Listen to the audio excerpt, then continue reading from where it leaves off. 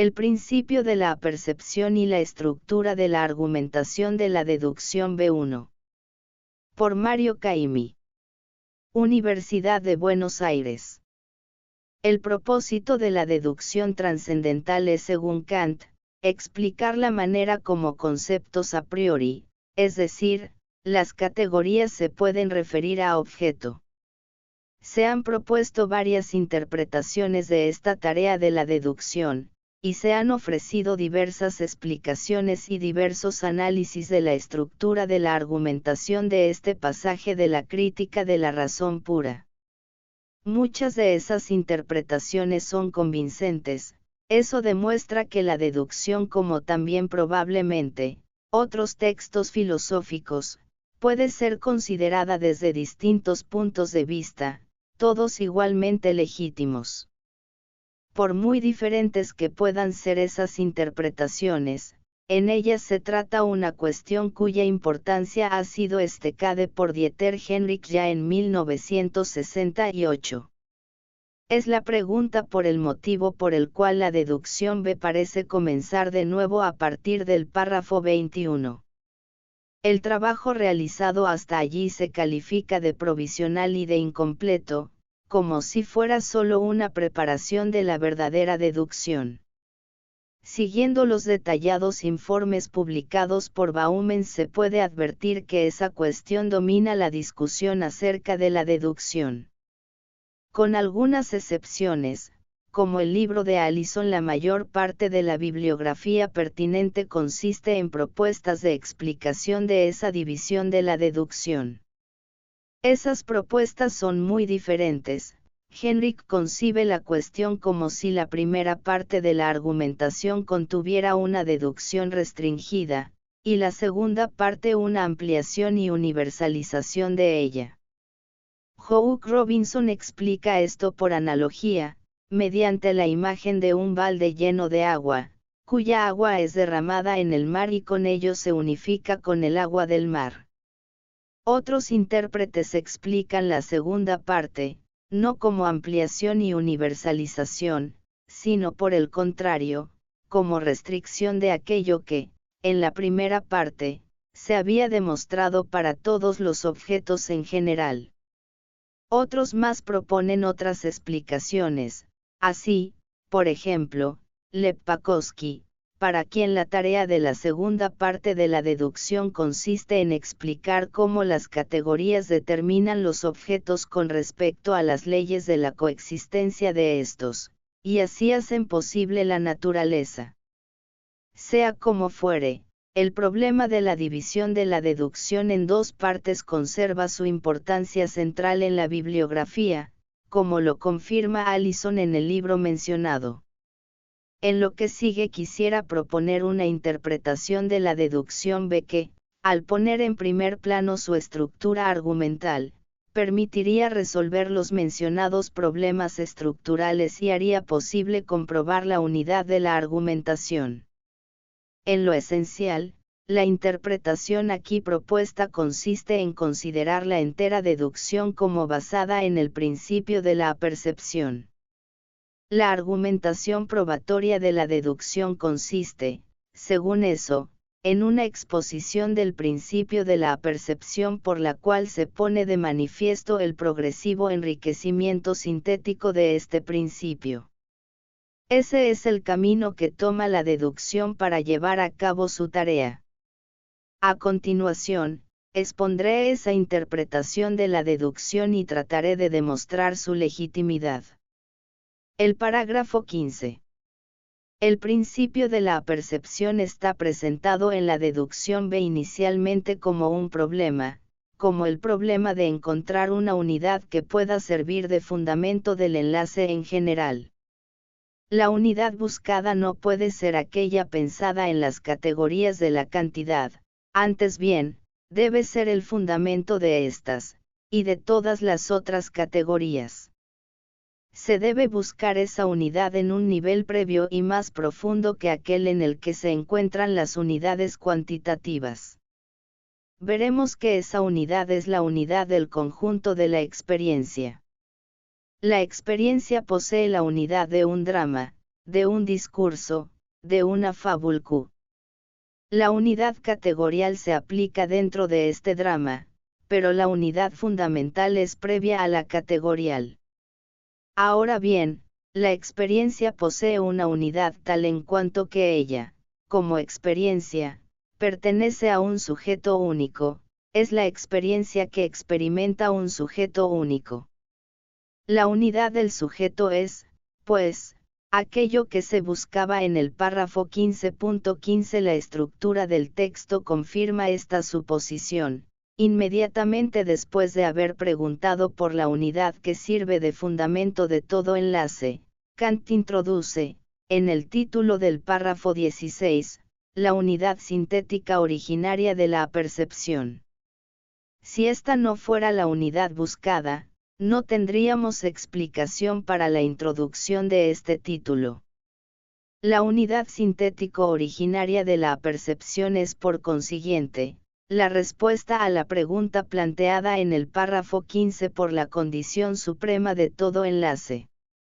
En este título del párrafo 16 se presenta, por tanto, la unidad fundamental que servirá de base para el principio de la apercepción. Tal unidad fundamental se expresa con la fórmula yo pienso. Así es como se introduce en la deducción el principio de la apercepción. En lo que sigue espero poder mostrar que toda la deducción B consiste en el despliegue de este principio, y en la progresiva adición de determinaciones sintéticas a él. Por cierto, en el texto de la deducción se pueden encontrar muchas otras cuestiones y otros problemas. Pero mi exposición se limitará a poner de relieve un aspecto estructural de la argumentación. El parágrafo 16. El principio de la apercepción se presenta en el párrafo 16. La primera formulación del principio dice, el yo pienso debe poder acompañar a todas mis representaciones. En esa fórmula se pueden distinguir tres elementos: a, un sujeto, el yo pienso; b, un verbo o bien un grupo de verbos, es decir, debe poder acompañar; y c, un complemento al que se refiere la acción del verbo, todas mis representaciones. El despliegue del principio y su enriquecimiento sintético se basarán en estos tres elementos. De acuerdo con esto, el principio será formulado de diversas maneras, según lo requieran los pasos de la argumentación. La primera adición al principio de la apercepción consiste en que el elemento a, el sujeto, que al comienzo se había formulado con la expresión yo pienso, recibe las determinaciones de conciencia de sí, y de identidad. Esta atribución se debe a la necesidad de asegurarse de que este yo pienso permanezca siempre el mismo. De no ser así, diversos yo pienso, diversos yo's pensantes, podrían acompañar a diversas representaciones, sin que por eso se produjera una unidad. Ahora bien, conciencia de sí e identidad, son atributos que sirven para definir la expresión yo. Estas dos propiedades, a saber, conciencia de sí e identidad, se pueden designar como apercepción. Así, el elemento a, el yo pienso, llega a ser unidad de la apercepción. Por su parte, el elemento c se determina con mayor precisión como lo múltiple de las representaciones dadas. Finalmente, se cambia la formulación del elemento b, aquella expresión verbal que decía debe poder acompañar, y se torna a tener una referencia necesaria a, para explicar, en la continuación del texto, que esa referencia necesaria es una acción sintética. Tan pronto como ha sustituido los elementos de la fórmula primera del principio de la apercepción por estos otros más precisos, Kant cambia el orden de la proposición, de modo que los elementos a, b y c se presentan ahora formando la serie c, b y a. El principio dice, entonces, Todo lo múltiple de la intuición está bajo las condiciones de la unidad sintética originaria de la apercepción. Podemos interpretar esto como si dijera: todo lo múltiple de la intuición, elemento C de la fórmula original, debe ser llevado, mediante una acción de síntesis, elemento B de la fórmula original, bajo la unidad de la apercepción, elemento A. Solo mediante esta acción de síntesis las múltiples representaciones pueden pertenecer a una conciencia única e idéntica, es decir, solo mediante tal acción pueden pertenecer a un yo trascendental. Si no pertenecieran a un yo, no serían nada para mí. Tal acción de síntesis es, por tanto, necesaria. Ahora bien, la síntesis necesaria es aquello por lo que se distingue una representación objetiva, la representación de un objeto, de otra meramente subjetiva, que puede ser obtenida por asociación arbitraria. Por eso, el siguiente paso de la deducción trae un enriquecimiento de la fórmula del principio de apercepción por medio del añadido del concepto de objeto y de objetividad. Eso ocurre en párrafo 17. El parágrafo 17. La necesidad propia de la síntesis, expresada en el debe del elemento B del principio de la apercepción, resulta ser ahora la característica y el criterio de la objetividad. La acción necesaria del entendimiento, por la cual todo lo múltiple de las representaciones debe ser llevado bajo el yo pienso, es la misma acción que produce la forma de la objetividad. La fórmula de la apercepción ha sido enriquecida, lo múltiple de las representaciones debe ser llevado a la unidad de la apercepción, pero esa unidad recibe, a partir de ahora, la determinación de la objetividad. Por eso nosotros podemos formular ahora el principio de la siguiente manera.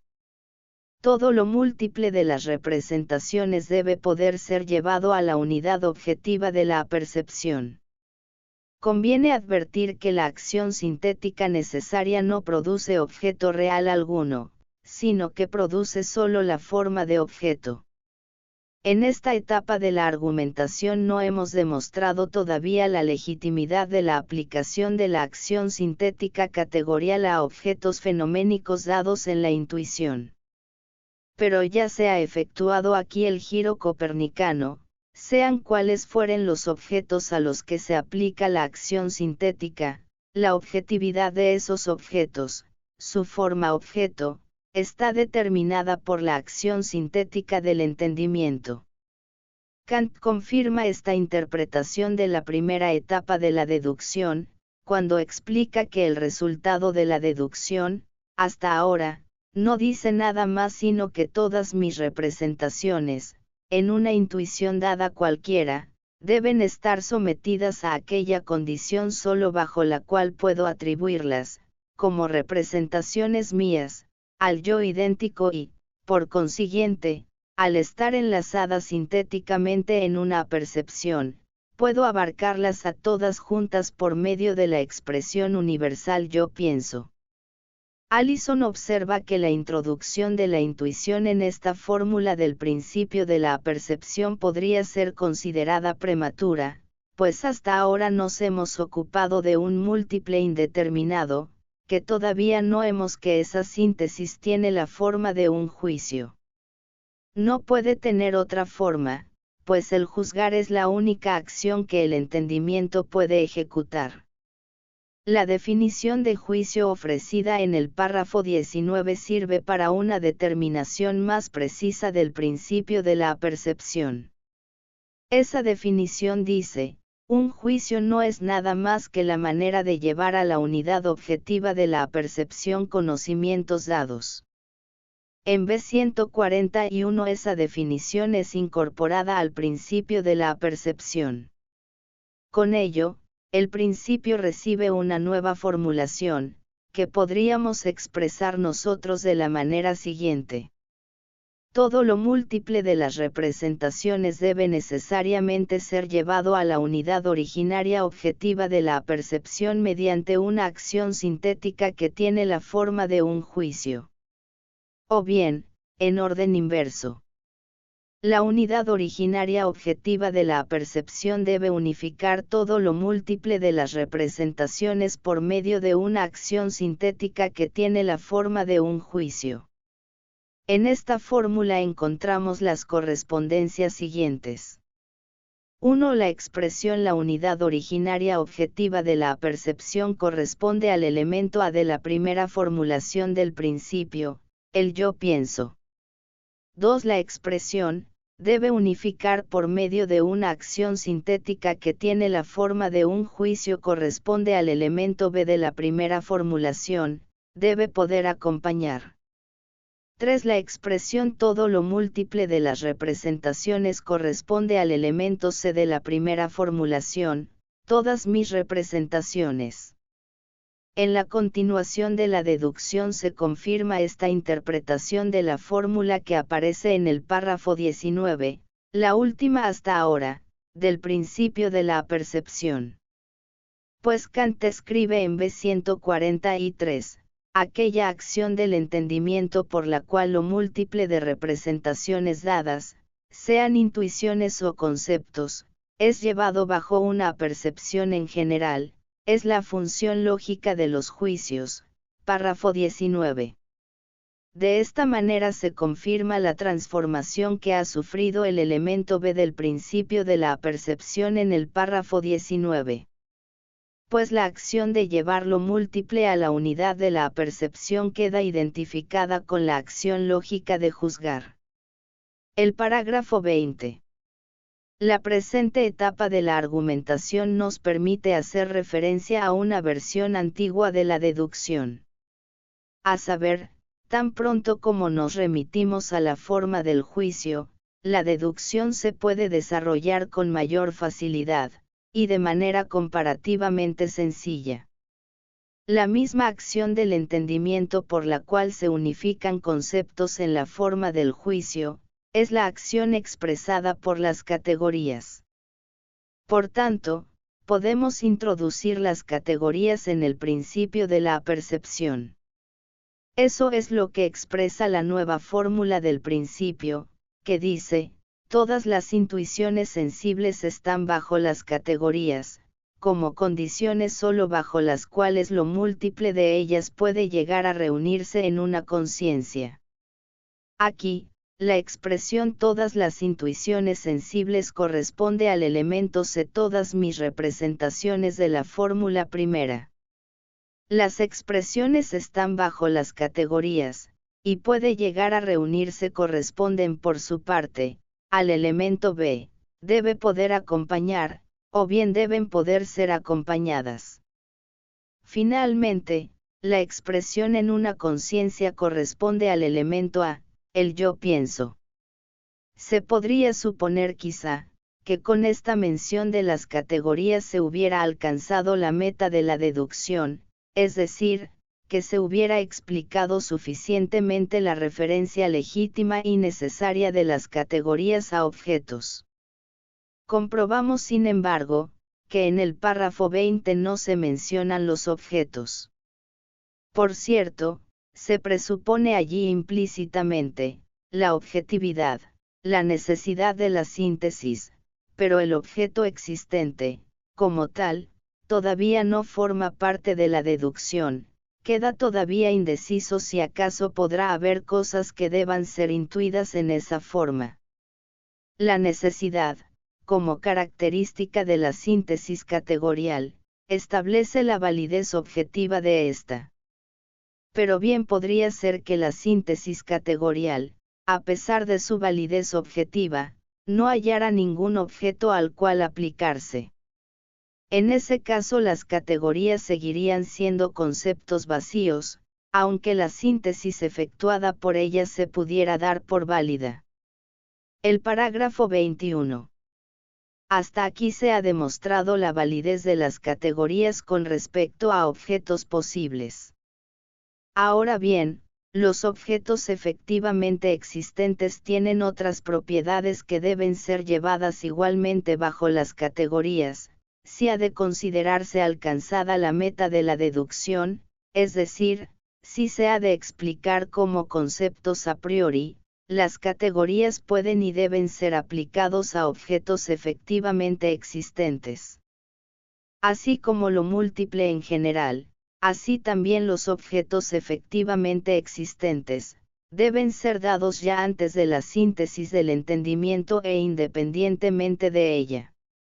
Kant es consciente de que hay que dar todavía un paso más, para alcanzar la meta de la deducción, pues sostiene que el propósito de la deducción solo será alcanzado por completo al explicar la validez de ellas, es decir, de las categorías a priori con respecto a todos los objetos de nuestros sentidos.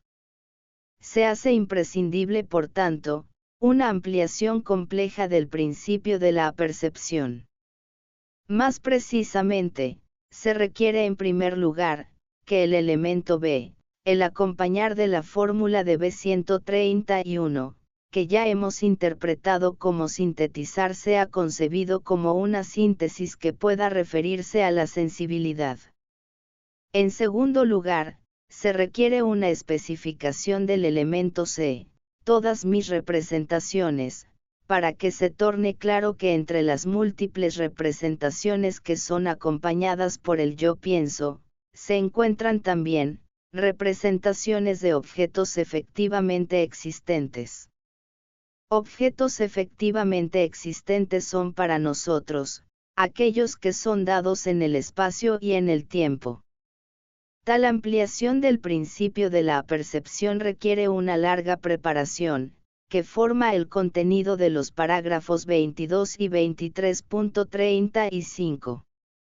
Esos parágrafos tienen, por tanto, una función preparatoria. En ellos se efectúan modificaciones parciales del principio de la apercepción que se dirigen a la formulación completa en el párrafo 26. La primera de esas modificaciones se presenta como una exigencia que concierne a un elemento del principio. Es la exigencia planteada en el párrafo 22, de determinar más precisamente el acompañar como conocer. El yo de la apercepción no solo tiene que acompañar al múltiple de las representaciones sensibles, sino que tiene que conocerlo. Tal exigencia solo puede ser satisfecha, si el múltiple sensible, es empírico. Solo en el párrafo 26 se determina el múltiple sensible como empírico. Pero antes Kant tiene que resolver un problema más amplio, a saber, el problema de la integración de la sensibilidad en general en el principio de la apercepción. Los parágrafos 22 y 23. La exigencia de establecer la aplicabilidad de las categorías a objetos dados en la sensibilidad, es decir, la exigencia de demostrar la validez de las categorías a priori con respecto a todos los objetos de nuestros sentidos, nos conduce otra vez al propósito principal, y a la principal dificultad de la deducción.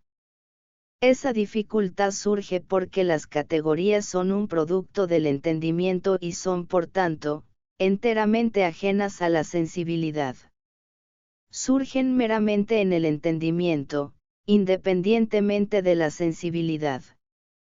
Pero los objetos dados reciben de la sensibilidad una forma sensible que es propia de ellos. También esta forma tiene que tener su lugar en el principio de la apercepción. La incorporación de la sensibilidad en el principio de la apercepción debe acontecer de manera sintética, pues no es posible deducir analíticamente la sensibilidad a partir de los conceptos puros. La ampliación sintética del principio, gracias a la cual éste abarca también la sensibilidad, acontece con la intervención de la imaginación. Esta es un nuevo elemento con el que se completa sintéticamente el principio. Hasta aquí, el yo pienso ha ejercido su acompañamiento sobre un objeto en general. Ese acompañamiento consiste, como hemos visto, en la aplicación de una síntesis categorial necesaria. Mediante esa síntesis se produce la forma de la objetividad, de modo que la efectuación de esa síntesis no solo está justificada y es legítima, sino que es necesaria para la constitución del objeto como tal. Pero la forma de la objetividad, así producida, no es suficiente para dar fundamento al conocimiento, pues para esto se necesita un objeto efectivamente existente, que solo puede ser dado en la experiencia. Kant describe el pensamiento de un objeto en general mediante un concepto puro del entendimiento solo puede llegar a ser, para nosotros conocimiento, en la medida en que este concepto puro del entendimiento sea referido a objetos de los sentidos. Con esto se ha planteado, en el párrafo 22, la exigencia de una nueva formulación del principio de la apercepción. La requerida modificación del principio incluye una restricción: si las categorías han de ser referidas a objetos del conocimiento, solo pueden ser aplicadas a objetos empíricos que puedan sernos dados en el espacio y en el tiempo. El título del párrafo 22 expresa esto de la manera siguiente. La categoría no tiene otro uso para el conocimiento de las cosas, que su aplicación a objetos de la experiencia. Esa explicación del uso de las categorías implica, por tanto, una restricción del elemento B del principio de la apercepción. El parágrafo 24. En el parágrafo 24, se incorpora la imaginación. Ella pertenece tal como el entendimiento a la espontaneidad. Hasta ahora hemos considerado por sí mismo al entendimiento puro, aislándolo de la sensibilidad. Así entendido, el entendimiento obedece solo a las reglas de la lógica. En el caso de la imaginación, la espontaneidad se acomoda a las leyes de la sensibilidad. En esta etapa de la argumentación la imaginación no es otra cosa que el entendimiento mismo, en la medida en que éste, en su actividad sintética, no se somete solamente a las leyes de la lógica, sino también a las del espacio y del tiempo. La síntesis de lo múltiple de las representaciones, cuando se efectúa de acuerdo con las reglas impuestas por los conceptos puros del entendimiento, produce una unidad puramente formal que hemos caracterizado como forma de objeto, o como objetividad. Los solos conceptos sirven de reglas de esta síntesis, es por tanto, una síntesis propia del entendimiento. En consecuencia, Kant la llama enlace del entendimiento, o también síntesis intelectual. Es efectuada solo por el entendimiento puro, sin participación de la imaginación. Por el contrario, cuando en la efectuación de la síntesis no toma parte solamente el entendimiento puro, sino también la imaginación, se puede añadir también la sensibilidad a aquella unidad formal que es el resultado de la síntesis intelectual. La síntesis entonces, deja de ser meramente intelectual, se vuelve también sensible.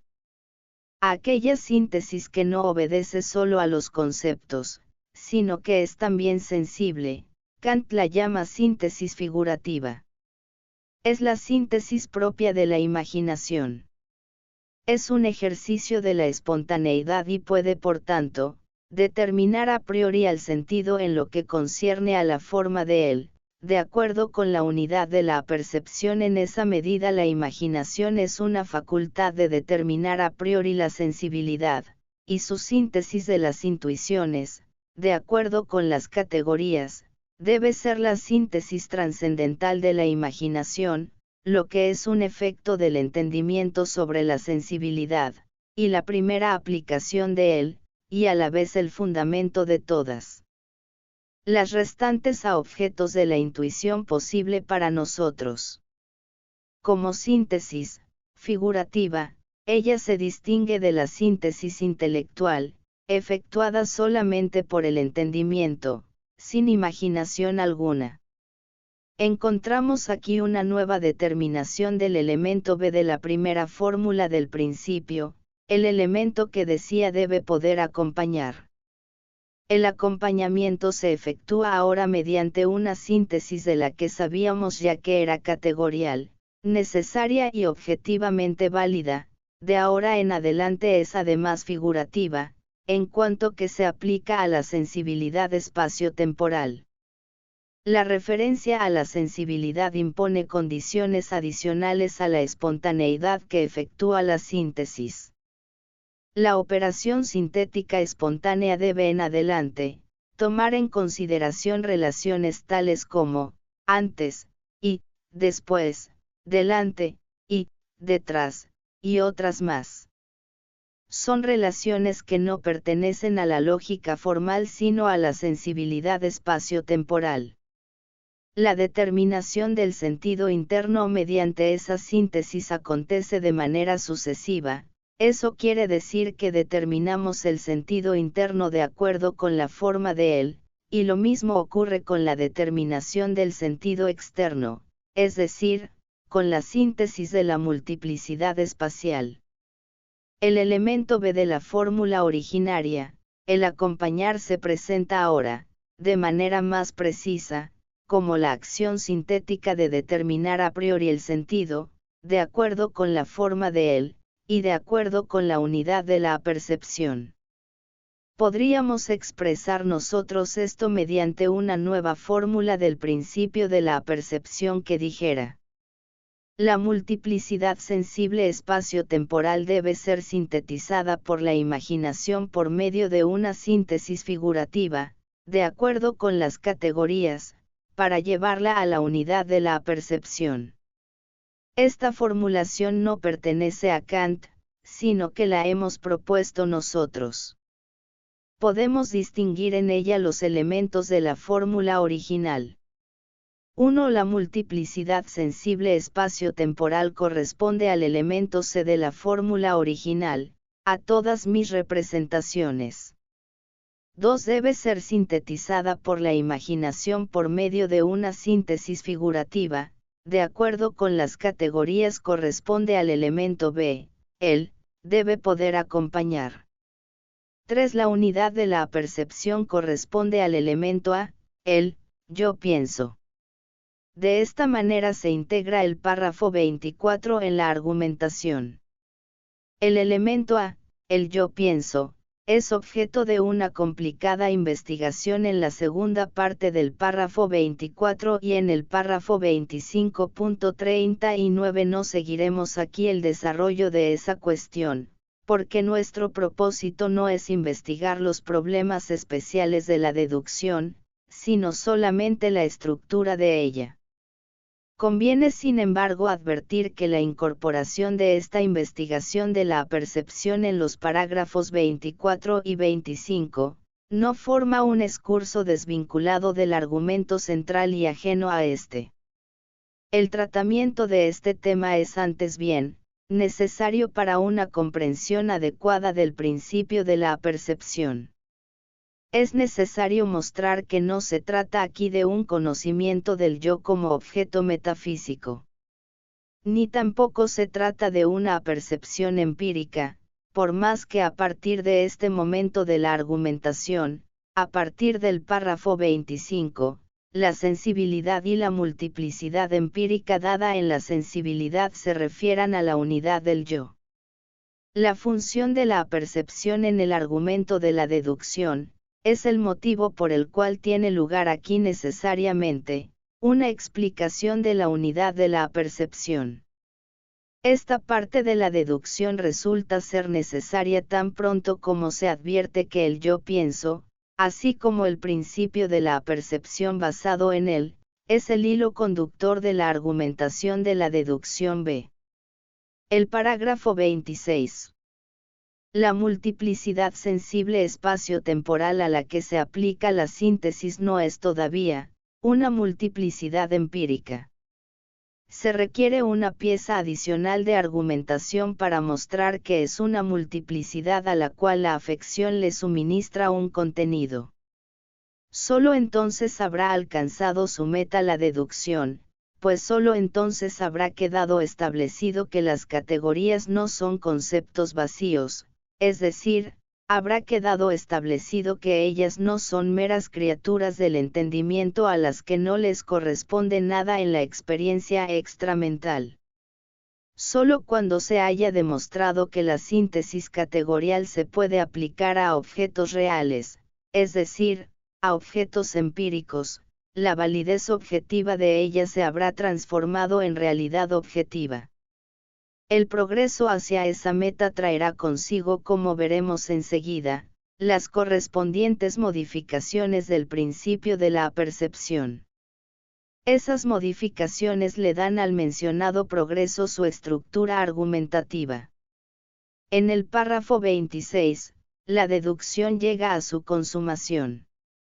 Allí se demuestra que las categorías no solamente se pueden aplicar a un objeto en general, ni se pueden aplicar solamente a la intuición sensible pura, sino que también son aplicables a objetos empíricos.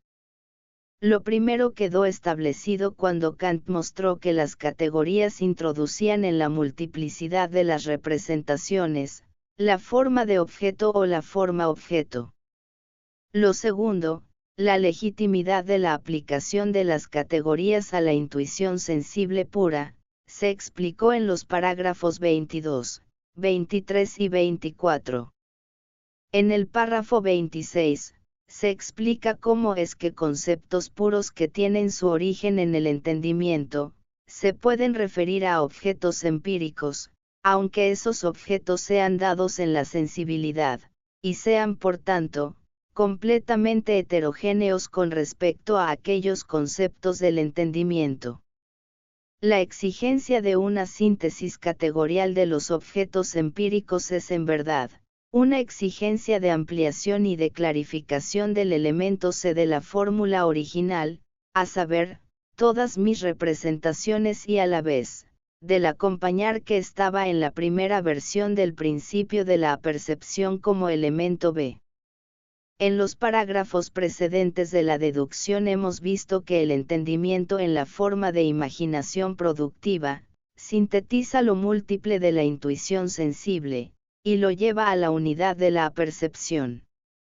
En la presente etapa de la argumentación, el párrafo 26, lo múltiple de la intuición sensible, el elemento C de la fórmula original, recibe una nueva especificación, se presenta como lo múltiple de la intuición sensible empírica. La validez de las categorías, en el párrafo 26, no se demuestra solamente con respecto a la forma de la sensibilidad, sino que es demostrada también, con respecto a los contenidos dados en la intuición, es decir, con respecto a los objetos empíricos. Una nueva formulación del principio de la apercepción expresa eso, toda síntesis por medio de la cual es posible la percepción misma, está sometida a las categorías. La deducción se aproxima a su consumación. El elemento B, el acompañar, ha adquirido la determinación de conocer, que había sido exigida ya desde el párrafo 22. La aplicación de las categorías a la multiplicidad empírica resulta ser ahora, el empleo de las categorías en el conocimiento, pues las categorías de ahora en adelante, pueden ser aplicadas legítimamente a objetos empíricos.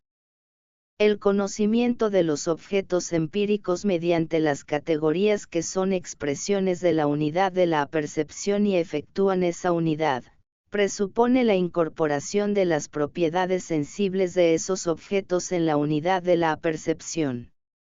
Más precisamente, ese conocimiento presupone la incorporación de las representaciones de aquellas propiedades, es decir, la incorporación de las percepciones en la unidad de la conciencia.